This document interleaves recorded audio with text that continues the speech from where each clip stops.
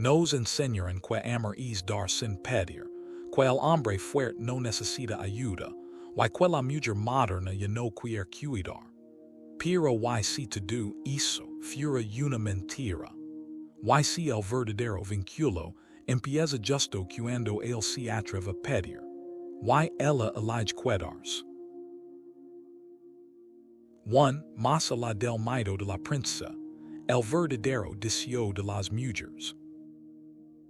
En la cultura popular actual, se ha instalado la idea de que la mayoría de las mujeres desean ser tratadas como princesas, mimadas, consentidas y rodeadas de atención sin esfuerzo propio.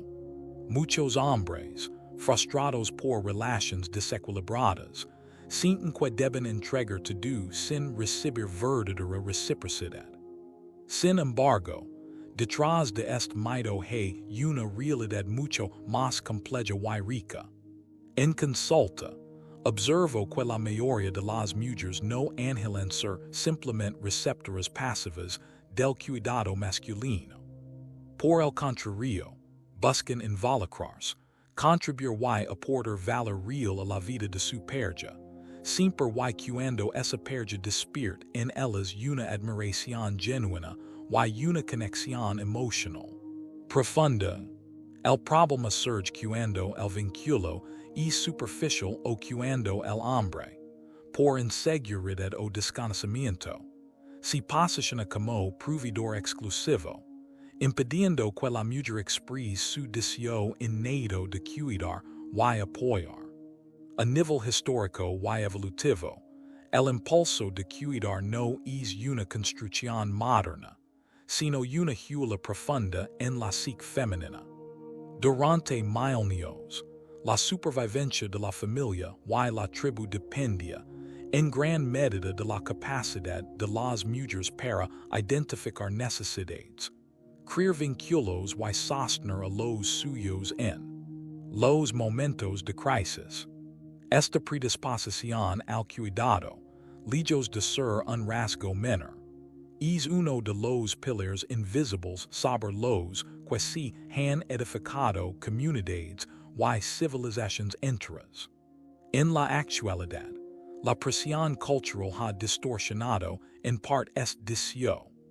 La narrativa del empoderamiento ha llevado a algunas mujeres a rechazar cualquier expresión de nurtura por miedo a ser vistas como débiles o sumisas. No obstante, en la intimidad y la vida cotidiana, muchas de ellas sienten el impulso de acompañar, animar y proteger a quienes aman. Reprimir este deseo genuino genera a menudo insatisfacción, confusión o ansiedad. Por supuesto, existen casos de mujeres que solo buscan recibir, pero no son la mayoría.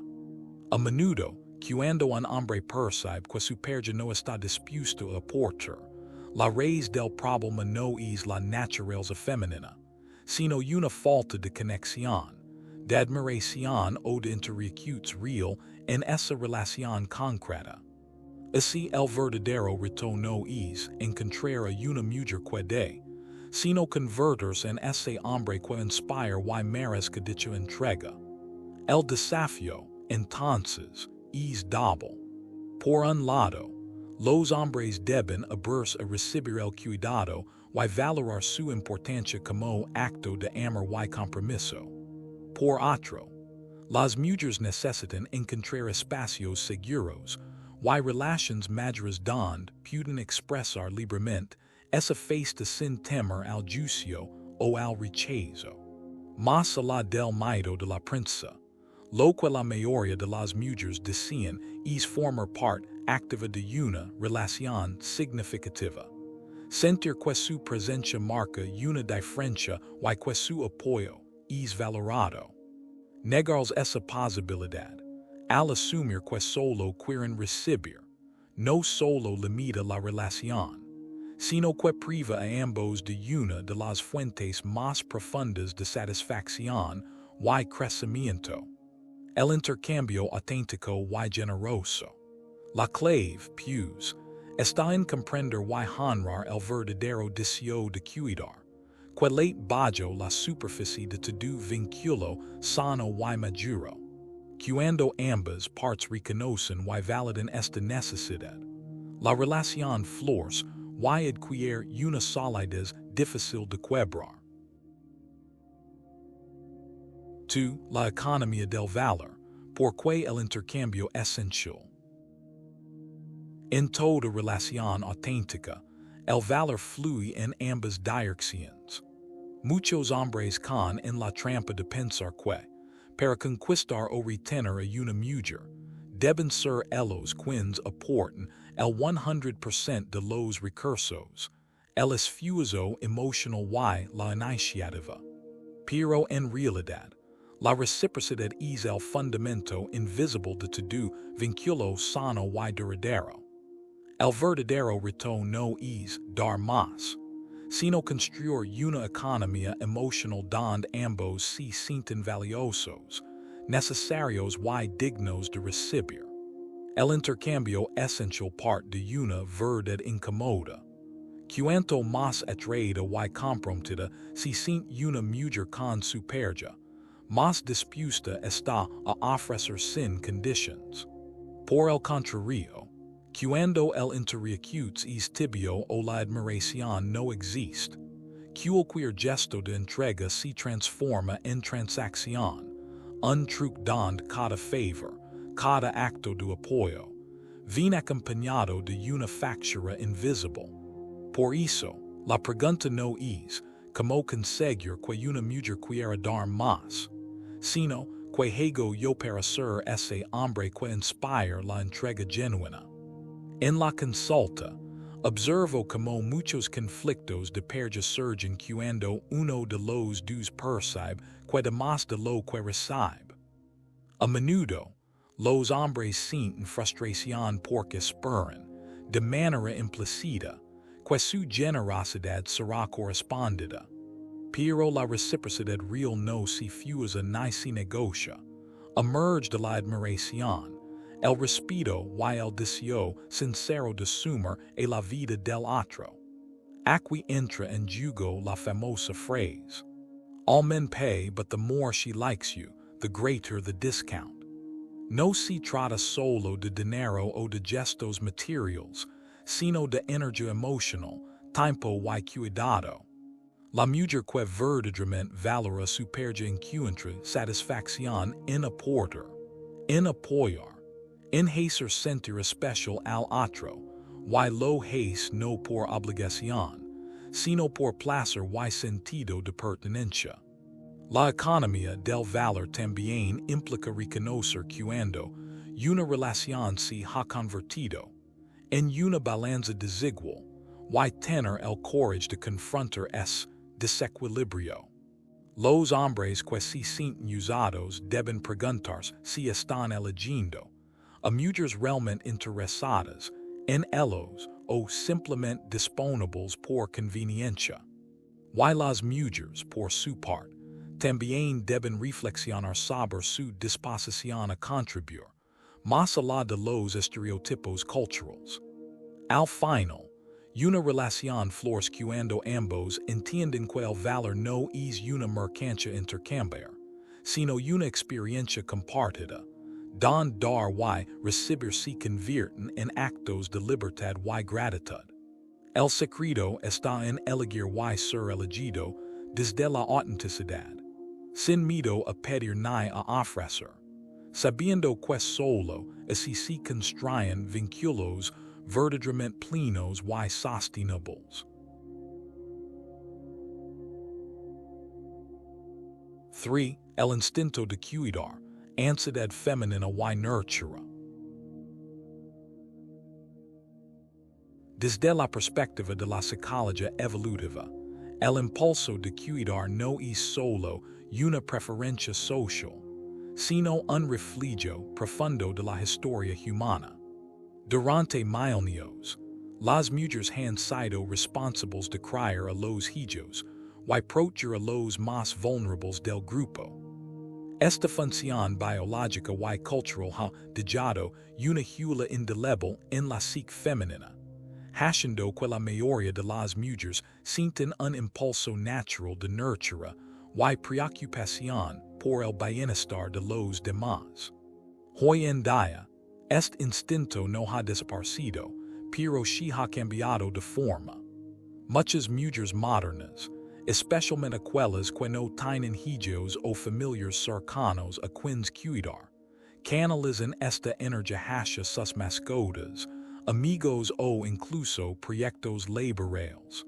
El fenómeno de los fur babies, mascotas tratadas como hijos, es una manifestación de este deseo de cuidar y sentirse necesarias. Sin un objeto de nurtura, muchas experimentan una sensación de vacío o ansiedad difusa, como si algo fundamental faltara en su vida. Estudios recientes muestran que las mujeres tienen el doble de probabilidad que los hombres de ser diagnosticadas con trastornos de ansiedad. Algunas teorías sugieren que esto puede deberse, en parte, a que el cerebro femenino ha evolucionado para anticipar y gestionar múltiples amenazas al bienestar de la familia o del grupo. Cuando este instinto de preocupación no encuentra un canal claro, cuando no hay hijos, perja o comunidad a quien proteger, la ansiedad puede volverse internal y generalizada.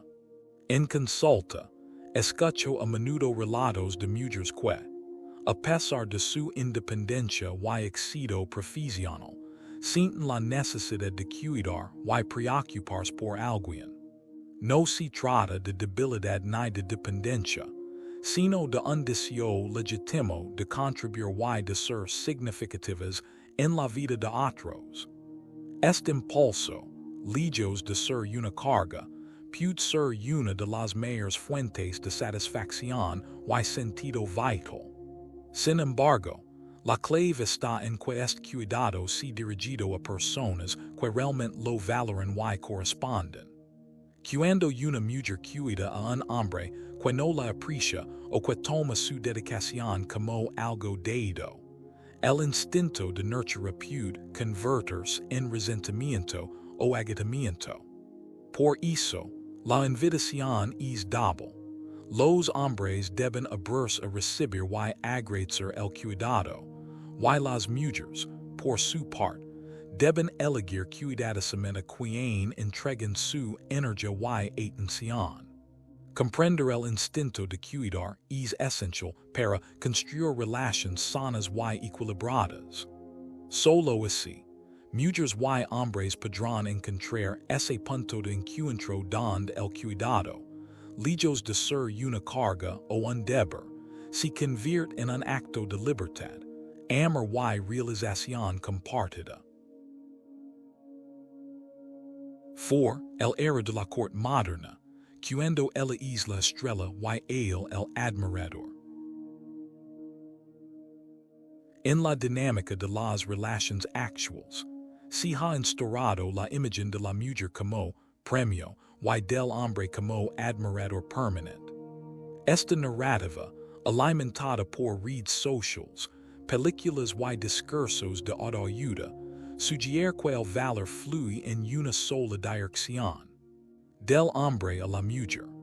El resultado es un desequilibrio profundo, donde el rol masculino queda reducido al de proveedor incondicional y el femenino, al de receptora pasiva de atenciones y privilegios. En consulta, es común ver a hombres que, convencidos de que deben competir por el afecto de una estrella, se desviven por complacer, regalar y anticipar cada deseo. Creen que cuanto más den, más probable será que la relación prospere. Pero la experiencia demuestra que esta estrategia rara vez genera el tipo de vínculo profundo y duradero que ambos anhelan. Más bien, alimenta una dinámica de dependencia emocional y descontento crónico en ambos bandos. Por su parte, muchas mujeres descubren que, lejos de sentirse felices en el rol de estrella, Acaban insatisfechas, descontadas o incluso culpables. El hecho de recibir sin contribuir puede parecer atractivo en teoría, pero en la práctica priva de significado, y dificulta la construcción de una verdadera intimidad. La relación se convierte en un espectáculo de expectativas frustradas, donde nadie se siente realmente visto o valorado por lo que es. El intercambio deja de ser fluido, y espontáneo y se convierte en una especie de contrato implícito, donde el amor y la dedicación se supeditan al cumplimiento de reglas no escritas que nadie ha acordado explícitamente. Una metáfora útil es la del capitán de barco y su pasajera. Si el hombre se comporta como un ferry incondicional que leva a la mujer donde ella quiere, nunca podrá esperar que ella asuma el timón, ni que la acompañe en su propia travesía. Cuando la mujer es únicamente pasajera, termina por perder el interés o buscar otros horizontes. Para que la relación se madure y sostenible, ambos deben tener la oportunidad de tomar el timón en algún momento, de decidir el rumbo y compartir la responsabilidad del viaje. La relación madura no es un espectáculo de idolatría ni de servicio unilateral, sino una danza de corresponsabilidad y entrega mutua. El error de la corte moderna radica en invertir los roles naturales de contribución y apoyo. Hacer de la mujer la única protagonista y del hombre un simple espectador es una receta para la insatisfacción y el desencanto. La verdadera riqueza de una relación surge cuando ambos sienten que aportan, deciden y crecen juntos, sin miedo a compartir el protagonismo, ni a delegar el poder temporalmente. Solo así se construyen relaciones adultas, recíprocas y genuinamente satisfactorias. Recuperar esta visión equilibrada es el primer paso para romper el ciclo de frustración y abrir la puerta a una intimidad real y duradera. 5. Ponerla a trabajar desde el principio, la clave de una relación sólida. Uno de los errores más comunes en el inicio de muchas relaciones es retrasar la definición de roles y expectativas.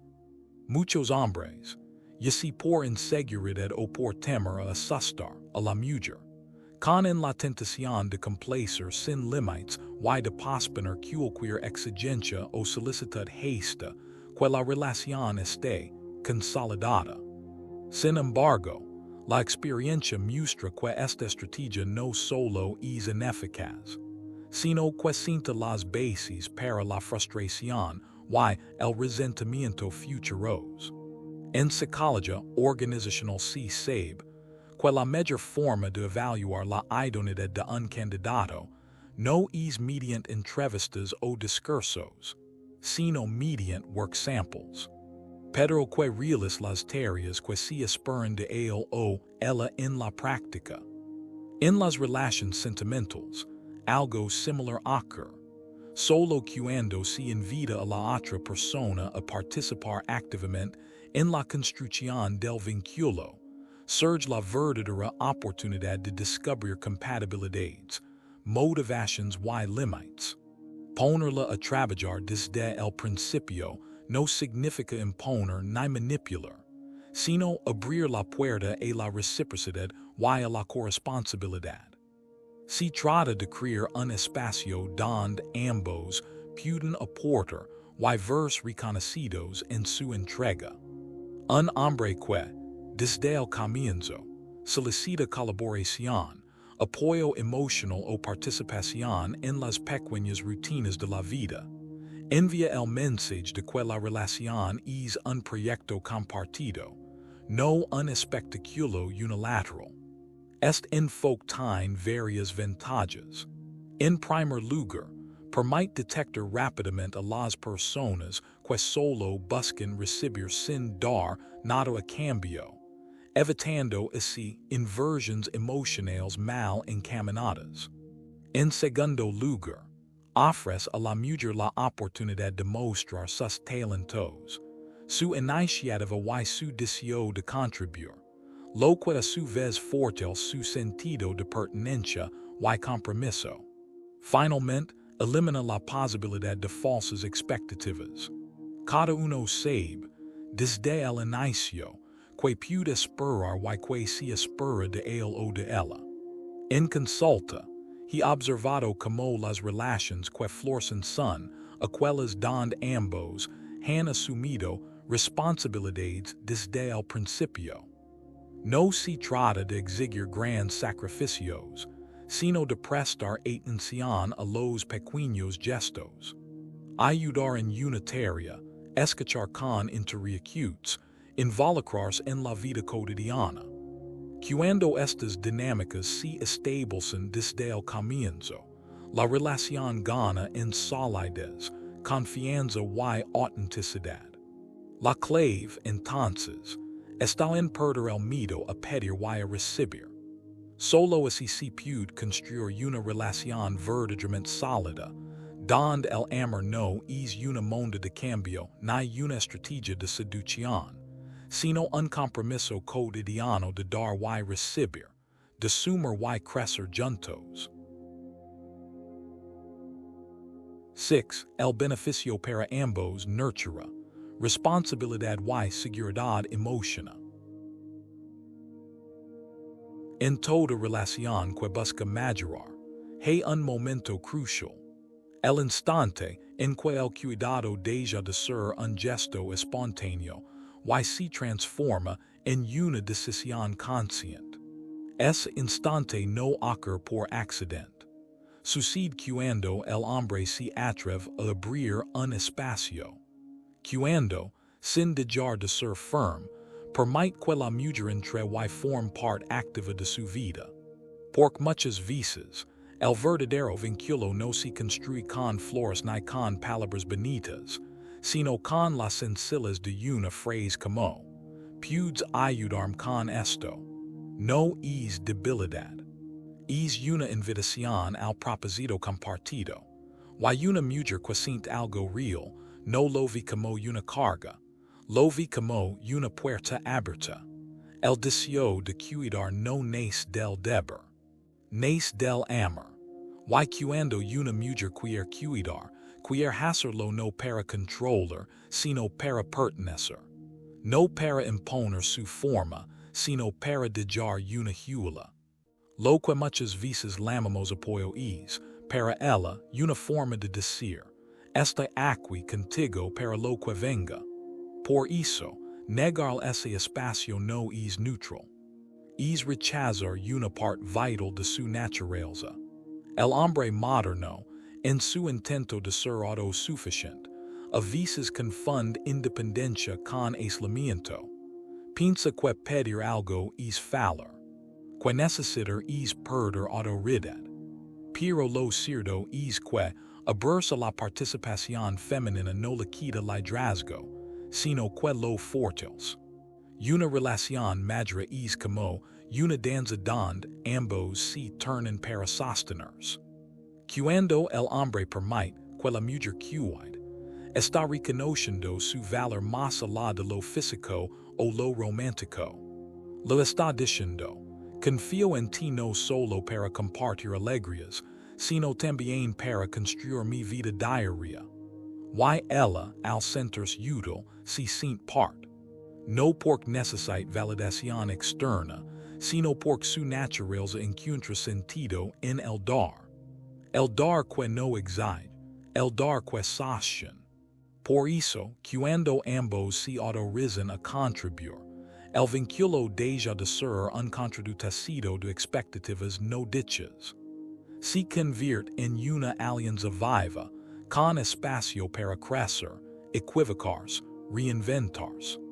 Y ali, en ese flujo silencioso entre pedir y ofrecer, cuidar y dejarse cuidar, es donde el amor encuentra su forma más estable, no como una deuda, sino como una elección diaria de dos personas, que saben que el valor de una relación no está en lo que se exige, sino en lo que se comparte con libertad. 7. Conclusión, autenticidad, selección y el poder de pedir.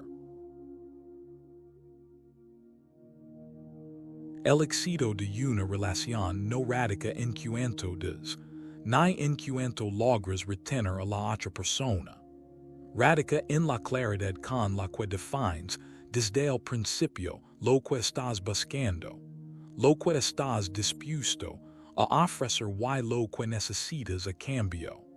Muchas relaciones fracasan no por falta de amor, sino por falta de acuerdos reales. Porque nunca se habló, nunca se pidió, nunca se estableció el tipo de vínculo que ambos deciden construir. Así el deseo se convierte en suposición, y la suposición en decepción. Uno de los errores más comunes que cometen los hombres es pensar que pedir los debilita, que mostrarse necesitados de apoyo, cuidado o presencia emocional es una forma de perder atractivo.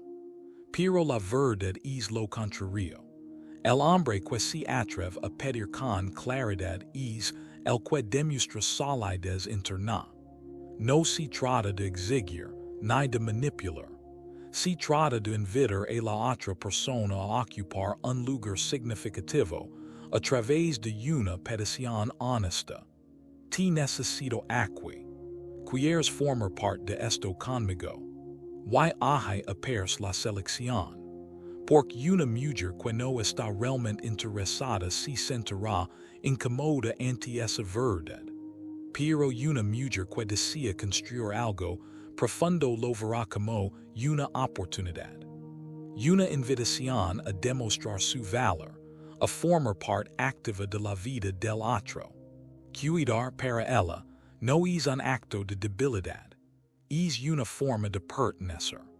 Y sentirse elegida por lo que da, no solo por como luz o como agrada, fortalece su sentido de identidad dentro del vínculo. En consulta lo veo con frecuencia. Cuando un hombre pide desde un lugar de madurez, no solo clarifica el vínculo, sino también descubre a quien tiene realmente delante. Muchas veces, una relación se mancha en lo superficial porque nadie se atreve a pedir algo real. Pero cuando uno lo hace, cuando rompe el guión social del todo está bien, empieza la relación auténtica.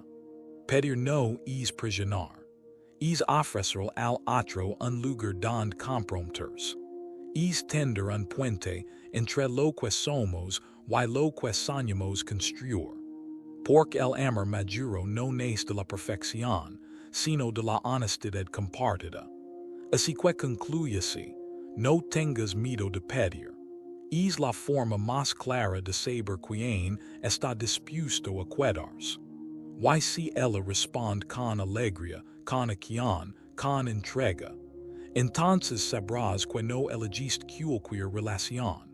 Elegiste una en la que ambos pertenecen de verdad. No una fantasía, sino una construcción.